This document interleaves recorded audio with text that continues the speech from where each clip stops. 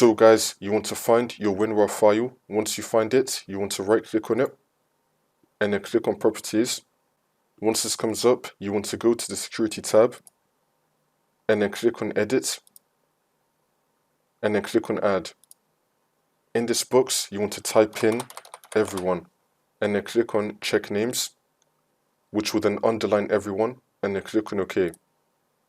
Now you want to click on everyone and it's going to be saying full control. You want to tick allow next to full control and then click on OK.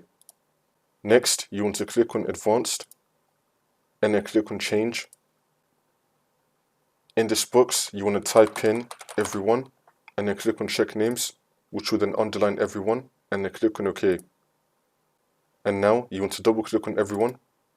Make sure you have full control ticked and then click on OK. And then click on OK again. And then click on OK again. And you can now open up the WinRAR file. That's how you do it.